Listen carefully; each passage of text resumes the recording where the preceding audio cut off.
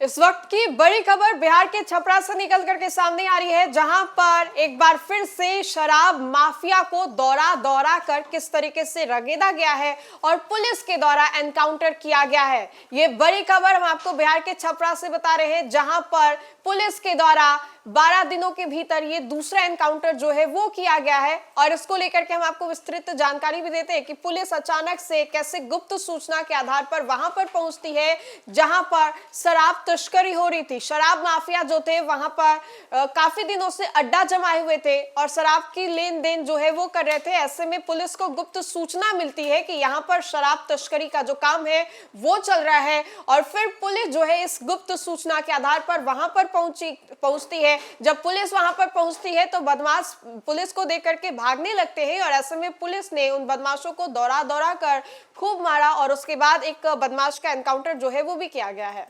तो बिहार में नई सरकार के गठन होने के साथ ही पुलिस बदमाशों के खिलाफ एक्शन मोड में है। छपरा में मांझी में पुलिस ने शराब माफिया का हाफ एनकाउंटर किया है। शराब माफिया अजय राय पुलिस की गोली से घायल हो गया है।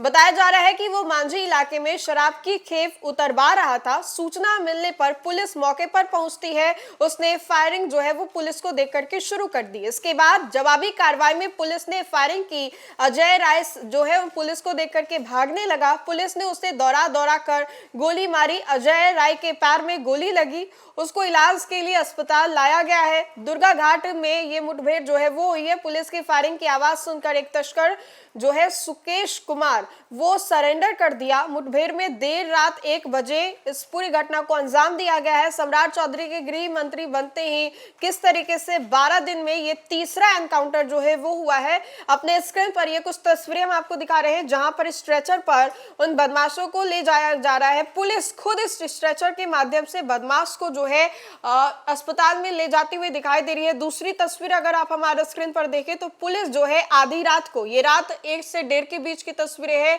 जहां पर पुलिस जो है आधी रात को वहां पर जाती है। गुप्त सूचना के आधार पर पुलिस वहां पर पहुंचती है। उसके बाद पुलिस को देख करके ये तीसरी तस्वीर देखिए जहां पर पुलिस को देख करके बदमाश जो है भागने लगते हैं और पुलिस को कुछ सामान जो है वो भी मिलती है। पुलिस उस तमाम चीजों को बरामद भी करती है और ये शराब माफिया किस तरीके से वहां पर अड्डा जमाए हुए थे, ये तमाम तस्वीरें हम अपने स्क्रीन पर आपको दिखा रहे हैं। अब ऐसे में ये समझिए कि ये बताया जा रहा है कि दोनों तस्कर नदी के रास्ते नाव में भारी मात्रा में शराब की खेप लेकर के आ रहे थे। गुप्त सूचना मिलने पर मांझी थानाध्यक्ष के नेतृत्व में पुलिस टीम जो है दुर्गा घाट के आसपास घेराबंदी की। जैसे ही नाव किनारे पहुंची पुलिस की मौजूदगी भांपते हुए तस्करों ने गोलियां चलानी शुरू कर दी। इस दौरान पुलिस की ओर से की गई जवाबी कार्रवाई में एक तस्कर जो है वो घायल हो गया।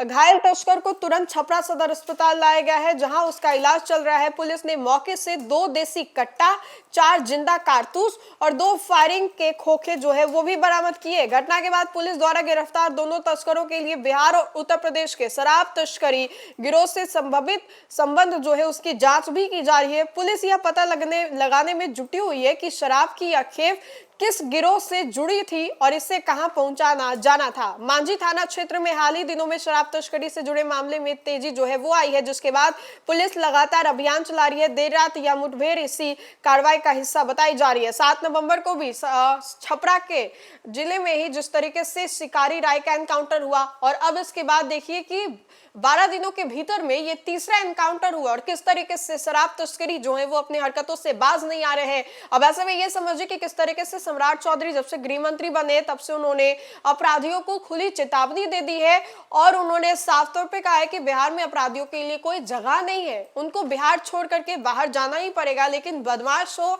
या फिर बेखौफ अपराधी हो, आए दिन ऐसे ऐसे घटनाओं को अंजाम दे रहे हैं और पुलिस भी उन पर शिकंजा कसती नजर आ रही है। पुलिस को वो लोग चुनौती दे रहे हैं और इधर पुलिस उन लोगों को धर दबोच रही है। और इसी कड़ी में एक बार फिर से ये बड़ी खबर बिहार के छपरा से निकल करके सामने आ रही है, जहां पर बिहार के छपरा में एक बार पुलिस ने फिर से 12 दिनों के भीतर ये तीसरा एनकाउंटर किया है। शराब तस्करी जो है वो चल रहा था और किस तरीके से पुलिस जो है वहां पर गुप्त सूचना के आधार पर पहुंचती है। तो फिलहाल के लिए इस खबर में इतना ही। खबरों का सिलसिला लगातार जारी रहेगा। देखते रहे न्यूज़4नेशन। बहुत बहुत शुक्रिया।